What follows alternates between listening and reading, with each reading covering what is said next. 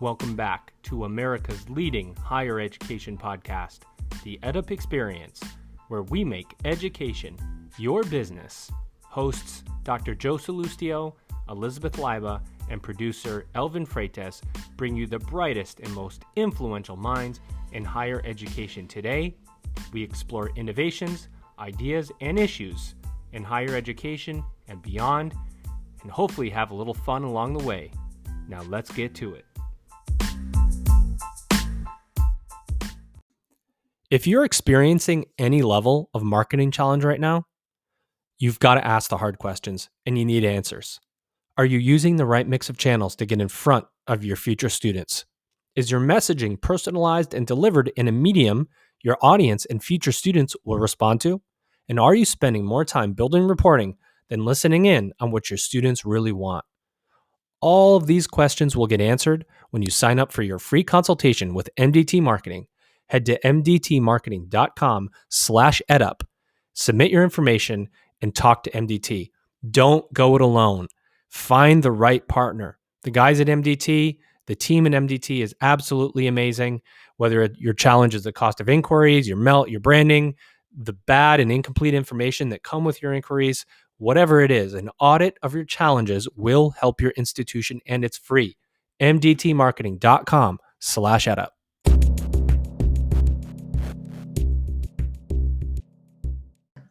Welcome back, everybody. This is the EdUp Experience, where we make education your business, interviewing the brightest and most influential leaders in college education, higher education, and beyond.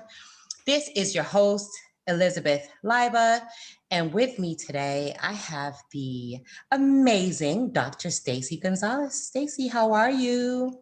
Thank you for joining me. I am so excited to be here with you today, Liz. Thank you for opening this up and letting me pop in with you. I know. Thank you for saving me from Joe. It's Women's History Month. We've decided just to blockade him from being a host. So he's no longer allowed to host. We're bringing on influential leaders, and we're just going to let the women host the episode. Well, he does get that silver fox credit. I told him about that yesterday, that, how we all call him the silver fox. So he gets that all year long. It's about time we get a little bit of spotlight. That's right. And I'm so excited for our guest today, because we have someone that their mission speaks really near and dear and close to my heart. And I know that you feel the same way. So without further ado, I want to bring him in on the conversation. His name is Kai Dreckmeyer, and he is the founder and chief development officer for Inside Track. Kai, thank you for joining us today. Are you ready for this girl power? I hope I didn't scare you away with that. I'm ready. There's no other place I would like to be right now. Awesome. I want to kick it off because I have so many questions. I've been looking over your website, and I am so fascinated by everything that you do and your role in higher education and what you do as far as your programming and your initiatives. So I'm a huge fan. Anybody that listens to EdUp knows that I'm a huge comic book fan. Stacy knows this as well about me, that I'm super into comic books and Marvel Universe in DC. I know this is going to sound like absolute heresy, but I actually hold them both very near and dear, and I don't have a favorite. But my big thing is origin stories. So I'd love for you to tell us about your origin story, how you got into this space, and a little bit about Inside Track for those that are listening and maybe don't know about your organization. What is Inside Track and what do you guys do? Well, let me start with that, and then I'll go to the origin story. Does that make sense? Absolutely. Makes perfect sense. So we work primarily in higher education, but a little bit beyond it too, to help students and people really reach their potential and contribute in the best ways that they possibly can. And the big measures of our work are moving the needle on first-year retention, but also on graduation or completion rates. And a lot of people are hard at work at that. We are in a position where we can say we've really done it. We've now provided coaching, which is our main method for moving the needle and making a difference in people's lives. We've now provided coaching to more than 2.5 million students over the last 20 years. And we have been evaluated pretty extensively by third-party researchers. We've done now more than 100 RCTs, that's randomized controlled trials, almost like a clinical drug trial, that has provided data and evidence that yes, we truly do improve retention and graduation rates. And in fact, the late Donald Kennedy, he was once the head of the FDA and the president of Stanford University. He once said, if there were a drug trial with results like this, we'd have to end the experiment and give it to everybody. So that was pretty cool. And we now do a few other things. We're also helping a lot of institutions on the front end as they onboard students to make sure that they get more of the students starting, but also starting really ready to be successful. We're doing increasing amount of career coaching on the back end. And then finally, we're not just a direct kind of outsourced service provider. We also do a lot of professional development and training, capacity building, technical assistance to help colleges and universities do this work on their own, eventually without us. I'll stop there to catch my breath. Any questions on any of that? That is phenomenal. Like you said, those are some amazing results. I think the industry as a whole has had a lot of time, especially with everything that's happened around the country over the past year, to really sit and be introspective with the role that we play and also what we need to do better in terms of retention and student success. And looking at your metrics and some of your outcomes, I feel like this is like super phenomenal. So I guess I want to drill down and speak about some of those initiatives and some of those programs that you offer.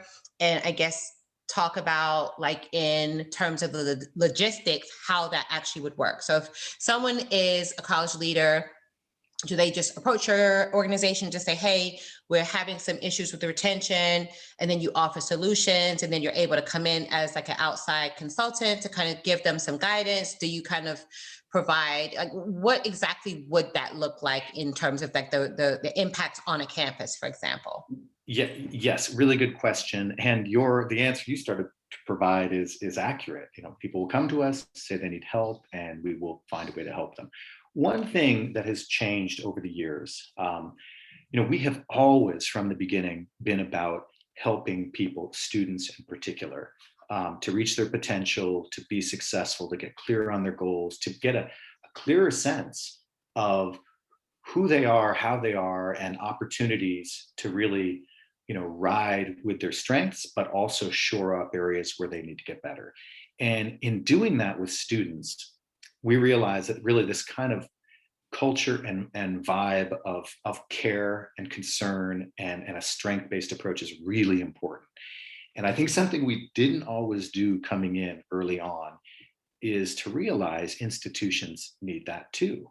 And I think, you especially as you're new to sort of selling anything to a complex, broad organization, you assume, oh, we're talking to the president or the provost.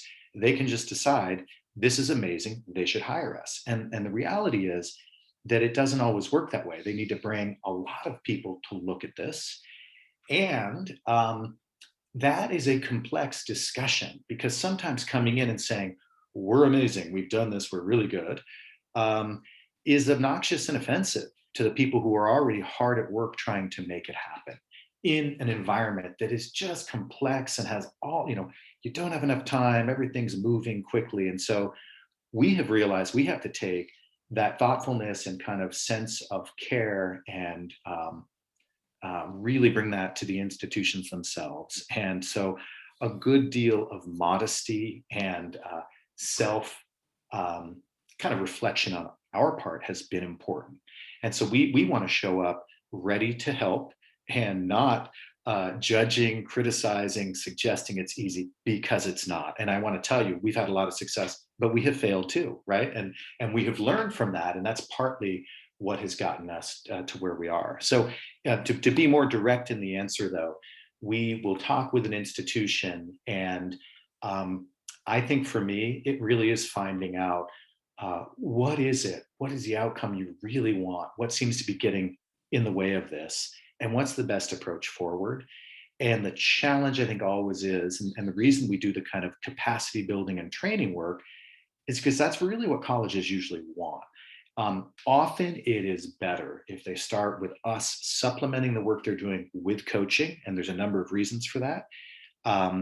But we're willing to start kind of any way that works. So we're just trying to, just as we meet students where they're at, we're trying to do that with colleges and universities as well.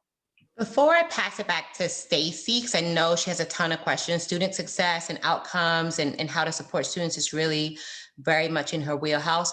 How did you decide that this was something that you wanted to offer? Because 20 years ago, I have to say, I've been in education since I guess the early 2000s. And I almost feel as though during that time, the big push was enrollment, not so much on student success and not so much on retention. Not to say that schools didn't think about it, but I think that that was like the time frame where a lot of people were just so focused on the idea of let's just get students in and let's help to change lives, that kind of rhetoric that was going on in the industry.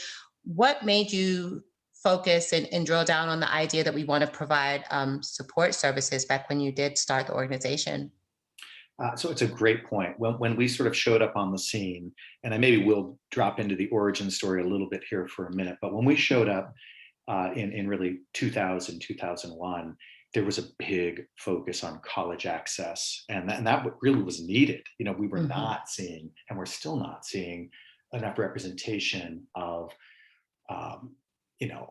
all of Black, Indigenous, people of color on our campuses. And so there was more and more outreach. And I think we have been part of the shift to having it be not just about access, but success. And so we're not the first. A lot of people have been talking about counseling, advising, holistic advising, talking about it different ways, even before we were here. But what I think really happened, and I'll kind of tie this to the origin story. And again, there are many origin stories. If you talk to my co-founder and mentor, really, Alan Tripp, he would tell you a slightly different story. But what brought me here, I'm from a family that's really committed to doing good, making the world a better place first and foremost. And I kind of lucked out in about 8th grade. There was this peer counseling program getting started, and really looking at how students could help other students be happier, have greater well-being, and just do better in school, be more successful, and have everyone a little bit more integrated in a positive way. That got me more and more interested in psychology.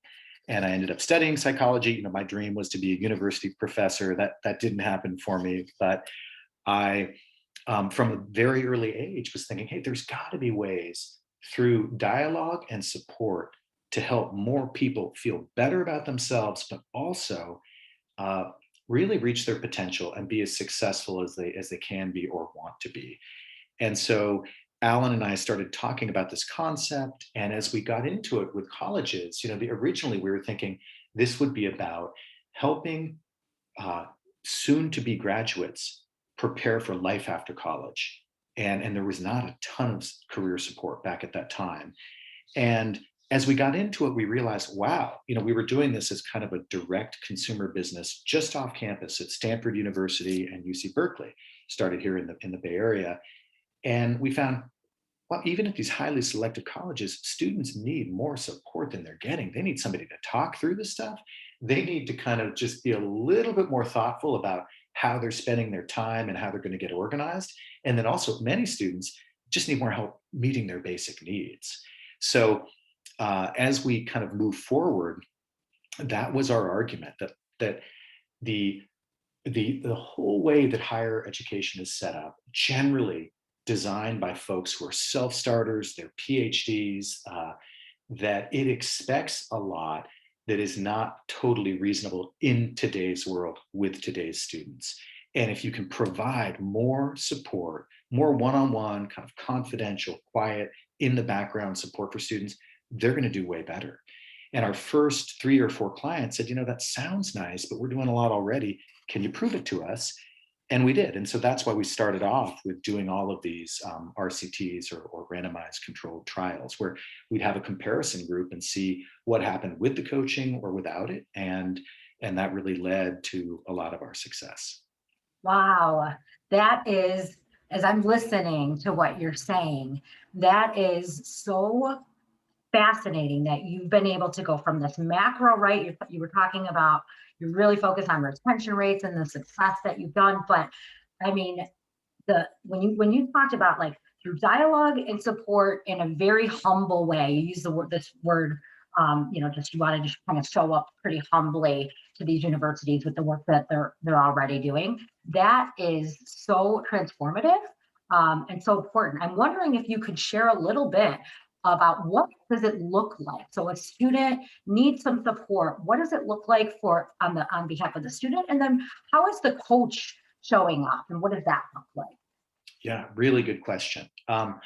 When I think about some of the things that are kind of our secret sauce, one of them is that from the beginning, we've been good at finding and connecting with students and driving engagement. And that's really important because a lot of times when a college or university wants to provide additional support, they want to do it affordably. So they say, hey, who do we think is high risk or who's already behind in some course? And then, reach out to them, swarm them, text them, email them, whatever. And at that point, you're accidentally sending a message to the student that we're worried about you. And, and that's maybe okay, but sometimes it can be very off-putting, and it suggests, well, the institution doesn't think I'm going to make it, And so our approach is to be proactive. We want to identify, hey, here are the students we're going to work with, and we would love it if it is just a blend and a mix of students. And we reach out and we make this about success and excellence. You're not being targeted. We're not worried. We want to make sure you have an outstanding experience here and that you do your very best. And you look back in your college years as something just, not only did you have fun and a great experience, but you did really well and you learned a lot and you prepared yourself for your future. So that's a big piece of it. And the coach's job is first and foremost to establish relationship and a sense of trust. And just think about it for all of us. Not everybody wants to have a coach or executive coach, but if you can have someone in your life where you can talk with them confidentially, you don't have to impress them. It's not going to go anywhere or affect your brand. You can kind of fall apart for a moment. You can be confused. That actually is a total relief. And it allows you just to kind of get working on stuff and moving forward. So first and foremost, having a relationship, a trust-based relationship where the student uses this helpful resource. And then we're really working to help the student self-assess on where they're at, how they're doing. We're helping them get clarity on their goals. Why are they in school in the first place? And by the way, we ask that in a very supportive way, but it's important for students to have a reason and not just to have it be because it seems to be the right thing or it's for someone else. And then the reality is that we have done this enough with enough students that we can see the road ahead and all the bumps. And why not tell students about that and also normalize their experience and let them know, look, you're not the only one. There are other folks who are actually struggling with this same thing we're talking about right now. It's very normal. And just so you know, it's going to be important to think about these things. They can then tackle various issues proactively rather than feeling like suddenly they're under the gun and they've made a mistake. That is really awesome. And I think what it really does is it provides a way for students to tap into those feelings that they're having, especially right now. I'd imagine during the pandemic, it's even harder. You've been doing this for quite some time, but I'd imagine that this past year has been really hard for students. And so to have that support from a peer, it could be really helpful during this. What have you noticed as we've been in the pandemic and we've switched to this virtual space? Like how is your company? How have you shifted, or what changes have you noticed or made? Well, long before, one thing we've realized, particularly if you're dealing with low-income populations, first-generation students, I don't want to suggest, oh, just provide more coaching and everything will be fine. Part of what coaching does is recognizes helping the student to understand, but also to have the institution understand where the student is, and the challenges. And a lot of times where we found, hey, there are basic need issues. And by the way, so often the kind of lower success rates of certain populations, it is all about resources and income. And so that's one of the things that's challenging for me. I'm a big proponent now that, hey, we do need more of these micro grants. And I would love to do a study where we're coupling kind of emergency aid with coaching, because we do kind of know where it's needed. We see it daily, and it's painful when you can't provide and you see that a student really needs it. So during the pandemic, that has just been amped up incredibly. And in fact, for one project we're doing here in California, we're calling it the California Re-enrollment Project, where we're reaching out to thousands of students who were in college before but have since dropped out. We've done this partly as a survey as we're identifying students to participate, and we are learning that COVID has had a huge disruption. And it's not just housing insecurity, food insecurity, health issues, taking care of family members, but also for the students themselves. Like more than 50%, Frank, no kidding, it's like 58% are self-reporting on a survey that they're struggling with some issues around mental health. And so you realize so many things in our society kind of come down to resources, and so I think for us, when we think about the work we do, it's really twofold. Number one, it is about the direct impact on students. Having this coaching approach really help them get clear on their goals, what they're going to do about it, getting them to take action. The second piece is that once you're talking with 1,000 or 10,000 or more students in a state or at an institution, it has kind of a public health element where the coaches are listening and capturing data, all kind of anonymized, and then creating data sets that can actually say something to institutional leadership. Sometimes it is, hey, there are some process challenges at your college that are tripping up students. And by the way, it's tripping up low-income students in particular, or kind of at the state level. I mean, it's been just really upsetting to me just to see the economic impact and how so many students are really struggling with these basic needs issues. So that is a big piece of coaching, is that I think it can inform public policy, because we can start to see what are the challenges. Coaching is a solution to address some of this, but it's also a way of understanding what are those issues that students face. Are you using the right mix of channels to get in front of your audience? Is your messaging personalized and delivered in a medium your audience responds to? Are you spending more time building reports than listening in on what your audience wants? These are not easy questions to answer. That's why our great friends at MDT Marketing are offering a free audit of your marketing efforts. Head to www.mdtmarketing.com/edup and submit your information for your free consultation today. Look, guys, you got nothing to lose. It's free. I don't know why you wouldn't want a free audit to tell you what you're doing, whether it's effective, and how you can make some incremental changes that can make a big difference moving forward. That's www.mdtmarketing.com/edup.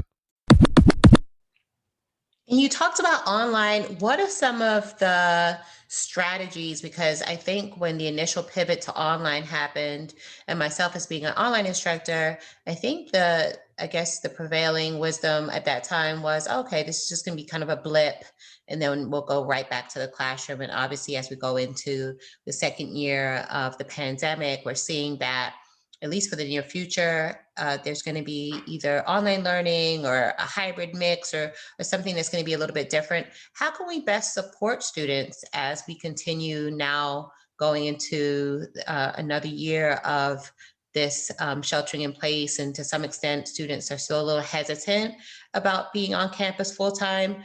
And what are some of the best practices and things that you're hearing, and things that maybe your organization is helping to support as far as initiatives on these campuses across the country? Yeah, really good question. And first and foremost, I would say this has been a hard year for, it's not just students, but for college and university personnel, for faculty, getting used to this new environment. If you haven't done it before, it's hard to teach online, to teach on Zoom, really is what most people are using. And students are stressed, probably there's more critical, bad reviews, all this stuff. So we just think about something like the pandemic. It has all these kind of other effects that kind of compound. So it's been a really tough year. The good thing, I do think, is that it is kind of have us in a spot where remote learning, remote communication, and support are here to stay, and that's really is a good thing. I think we're going to see more colleges and universities, allowing people and maybe even high schools to have a day where faculty can teach from home, and they may actually like doing that. They may miss it, right, when we go back fully. But here's the big one. I think that we had this sense just 5 years ago, and even 2 years ago or 1 year ago, that a meeting ideally happens in person. And many people know, no, let's just talk by phone, that's fine.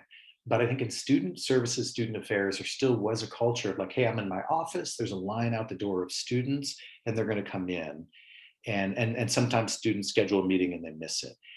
And that's just not, doesn't have to be that way. I think that there is a real efficiency to meeting via Zoom, to having a text-based conversation with a student, or meeting by phone, and I think that is going to extend the bandwidth of student support, student affairs professionals.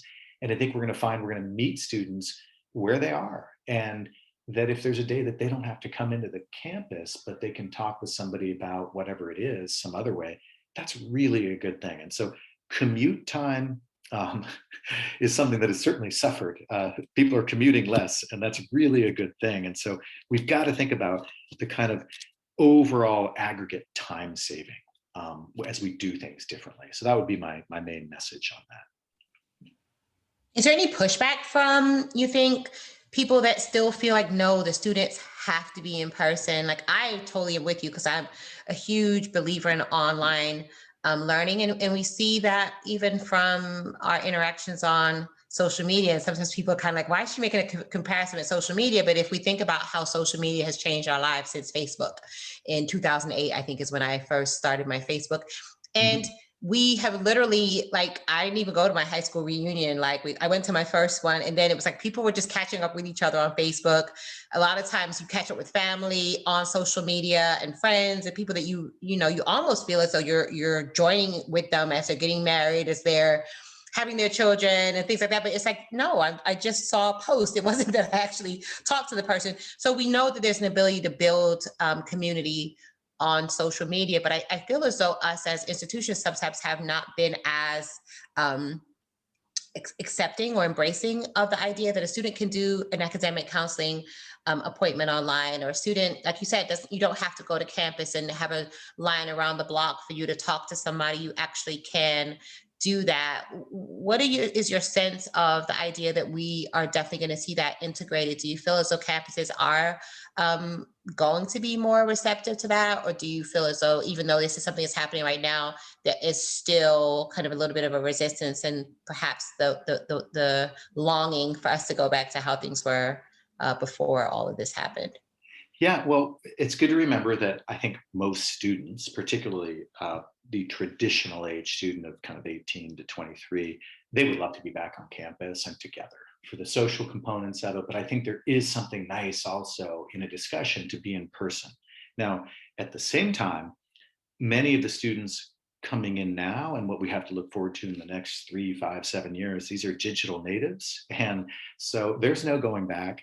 Colleges have got to change and accept this. And I think the challenge universities have is, and this is good and bad, there's positives, but the connection of just tradition and the importance of tradition and the thoughtfulness and the slowness with which we move forward and to make change. And so the pandemic accelerated all of that. And I want to be very careful not to say, the pandemic had some positive effects. It did, are obviously, but more negative than positive for sure when you think about the suffering of people. But for colleges, it has given a boost. It forced a change. And so I think we're going to see far more distance learning, online learning, synchronous and asynchronous. We are going to see more distance meeting. I don't know if you've had this experience, but I'm pretty extroverted, and sometimes just being on Zoom in a social way is so helpful. And it does do the trick. It's not quite the same for me as being in person, but it's really nice. And so I think folks are going to realize that, this can happen. And it's got so many benefits. Think about just the carbon emissions went down a lot this last year because there's a lot less driving, a lot less of that happening. And so there are positives that really do align with the university mission.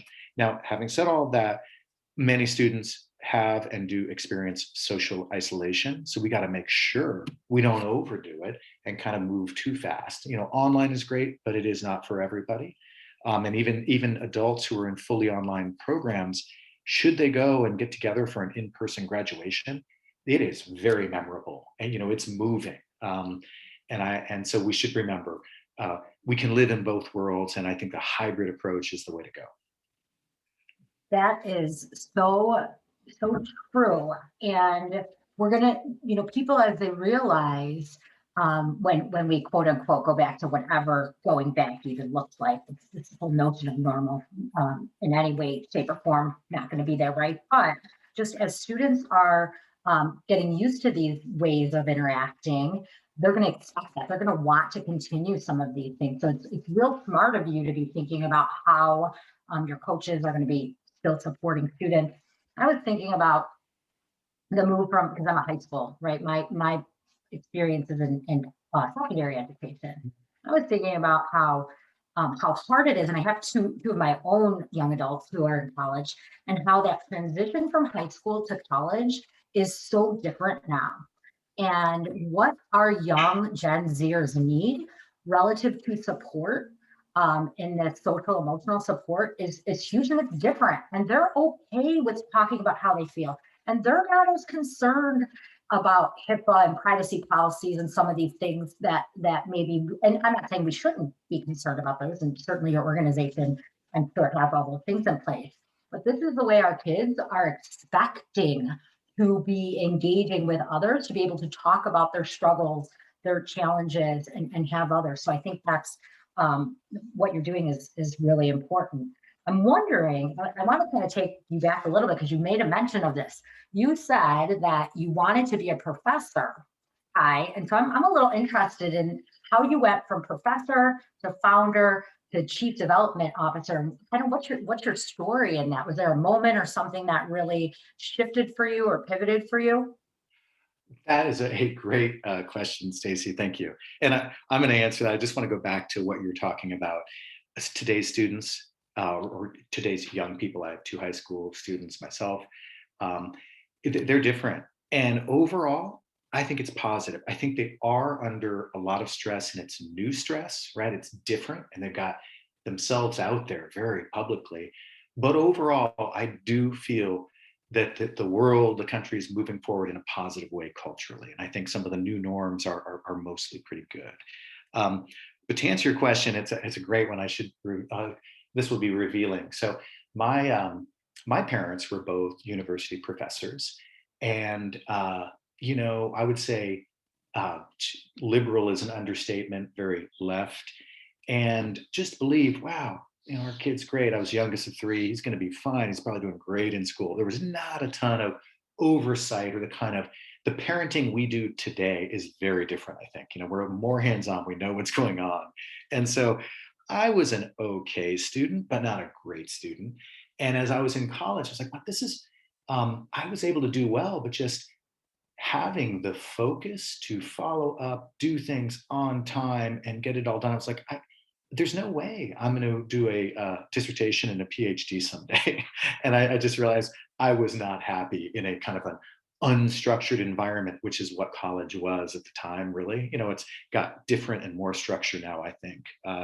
And so that was really it. And so I was graduating from UC Santa Cruz in 1991, and not totally sure what I wanted to do at that time, for me at least. And I think many people, you kind of figure out your career for a couple years after college. We're not doing that anymore. Students are taking on way more debt in general, but also there's this kind of, I want to call it careerism, but a career and life focus where you want to, you want to launch pretty quickly after you graduate. That really wasn't what was happening then. And I thought, well, I've got to do something. I was thinking, I'll become a teacher. And that was sort of my goal. And I knew I wanted to make a difference in people's lives. That was sort of it. And I just got really lucky. I met this guy, Alan Tripp, who ended up becoming really an important friend and mentor, who was about to start a business, an after-school learning center for kids. And he invited me to join him. And he often describes me as a co-founder of that. I really wasn't. I mean, he had the full business model put together, but that launched me into a life of being kind of on the edge of education, or really in it, but not, there at a school as a professor or at a high school. And also organization building and entrepreneurship, which is actually something that I didn't really know about. It wasn't an emphasis in my family, really at all. My grandfather was kind of a druggist and a businessman, but that was it. And so just really found that I love the idea of wow, we've got this organization, we're going to make something of it. We've got to hire people. We've got to have a sense of why this matters. And that's kind of probably always been my thing that I guess maybe I have brought to this uniquely is it really is about making a difference and doing good. And so here at Inside Track, I basically have done every position. Early on, all of us were coaches. Alan and I were, and everyone who worked with us. And slowly we, got more people, and I really ran our operations, sort of along with others, invented our methodology and defined that, and then got in more to the market-facing pieces of it. And now, 20 years in as a founder, I still love what we're doing, and there's things, part of me thinks, to answer your question, that, gosh, should I go back and get a PhD now? Now I actually think I could do it. I have something to say, but I'm 52, and I don't know if I have that in me right now to do that. I've got other responsibilities with family. I'm starting to believe more and more the older I get in honorary doctorates. So, Liz might have some more clout in that area since she's higher ed, but for sure, you've done some really incredible things in 20 years, and to be a part of something that was founded 20 years ago and is still sustaining in a model that really, to your point, the heart of it is this whole idea about making a difference for people. And that gives you 20 years right there of experience, which I say, just call yourself Dr. Kai. Thank you. Well, and I'll just a few other things on that line. We have a great organization, and it's been changing the whole way through. We're at a really great, stable spot now where, we started as a venture-backed for-profit. And if we hadn't done that, this never would have happened. We needed risk capital to do this. We couldn't have just raised philanthropic funds. But fortunately, we were bought by Strata Education Network in 2017, which has been great. They've been very supportive. And that gave a good return to our investors. And then now they realize in the last couple of years, it makes way more sense for us to be nonprofit. So that's been really exciting too. We've made this transition to nonprofit. We need leadership that's going to take us forward for the next 5 or 10 years, who really wants to be managing an organization of people. And so a wonderful person here at Inside Track, Ruth White, has just risen up through our organization over the last 7 or 8 years. And we've given her the title of president, and I'm now doing what I also love, which is I'm out trying to help us grow, but also talking with philanthropy. And that's my current role as chief development officer, which I'm really enjoying. That's awesome. And I love how you are able to see the trajectory of your life, and then thinking about what you've done and built in your life, and then thinking about your students that you work with. So I'm wondering if you could tell us a little bit for you from a university standpoint, when they engage with you, what does it look like if I were a university and I said I wanted to work with you and have your coaches work with our students? How do you kind of build that out? That is hard because it depends, but I'll answer the best I can. In many cases, there will be an opportunity. There's the feeling of a gap and hey, we need more bandwidth, and we will provide coaching as students are in the pipeline and coming into the college to help improve yield and make sure they get a strong start. And then we also sort of will sit in between a little bit and support the transition from admissions to student services, student affairs, and end up being a voice, an ear on the phone for these students, and focus really on first and second year retention. That's often how it looks. In other cases, there will be a sense of, hey, we've got a great organization. We want to tune it up. We want to make sure we're doing all of the high impact practices. And we will come in and do a kind of diagnostic needs assessment to see where there are opportunities. And that's very important to do that in a way that is supportive. And frankly, we're finding colleges need to hear what students need to hear, which is, you're not the only one experiencing this. It's hard. And it's not you, it's really is the situation here. And so let's, be open, be honest, and work together. And we will then, from that, do some work to help them understand the student journey and really what they're solving for. And then follow that with other design work to think, how could things be done a little bit differently here? And follow that up with a lot of professional development and training. And by the way, just for all colleges, I just find faculty sometimes, but not always, get a lot of professional development that they don't always get much, and they love it. There is, being in a situation as a learner is something that can be so motivating for folks. And so same with student affairs. And we just see kind of the light go on for sometimes for folks who have been at it for 10 or 15 years and just kind of not as excited as they once were, but suddenly they embrace new ideas, they're getting training, and it just lights them up. And I think that has been really exciting for me to see. I love everything that you had to say. This has been so. Were you going to say something, Stacey? I feel like I heard you come off the mic for a second. No, you go ahead, Liz. Oh, okay. So I want to be respectful of your time. You've been with us for almost an hour, and this has been like, I have a notepad full because you dropped so many gems. I love this concept of student success and not a cookie cutter solution. And you emphasized that, which I think is really salient to what we're doing, which is students have so many different needs. Students are coming from so many different backgrounds and so many different areas of concern. So being able to work with the university and create systems in place that support students, but give students a whole system that they can use to meet their goals, I think is really admirable. And like Stacey said, the fact that you've been doing it and sustaining this for not a year, not 2 years, for decades, it's like such a testament to who you are as a person, because that longevity and just that servant leadership, I think, is such an important marker of success in this sector. So I just wanted to just appreciate you for what you've done for higher education. And I'm so glad that you've had the opportunity to kind of spread the word about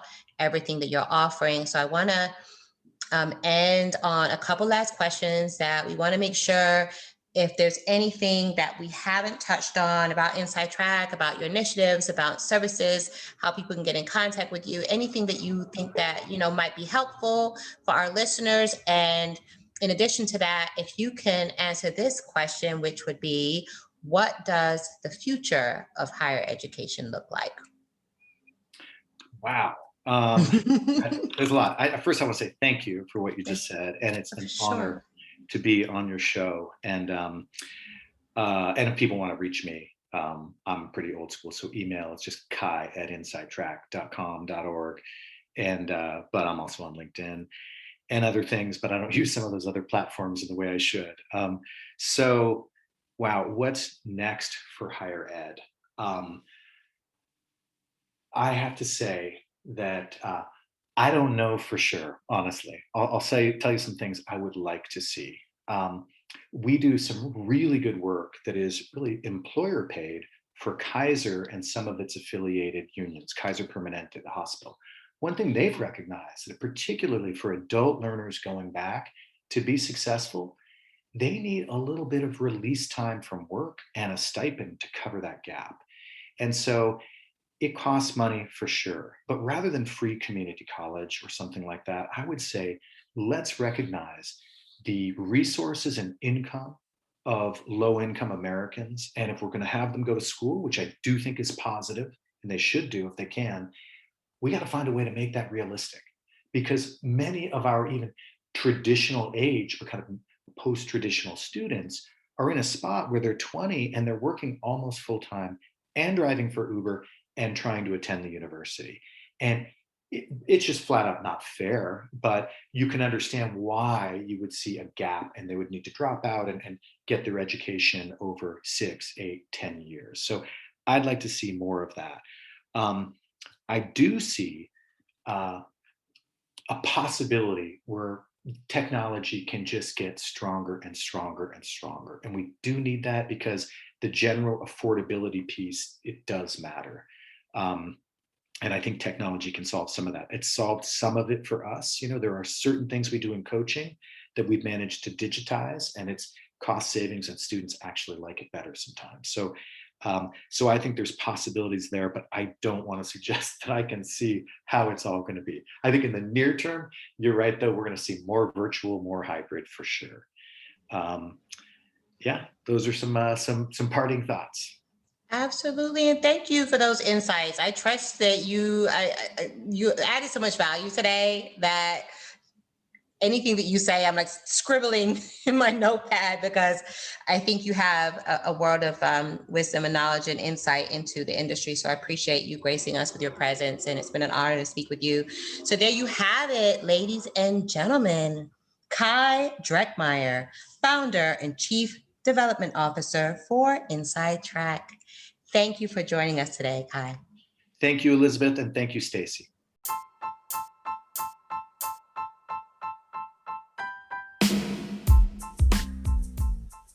Hey everybody, we hope you enjoyed that episode of the EdUp Experience. To learn more about the EdUp Experience, please visit our website at www.edupexperience.com and subscribe to our email list. Please share this podcast, head over to Apple, and please give us a rating and review. We appreciate your feedback. And of course, subscribe to the EdUp Experience so you're notified when our episodes drop. Here at the EdUp Experience, our goal is to make education your business. Thanks for listening.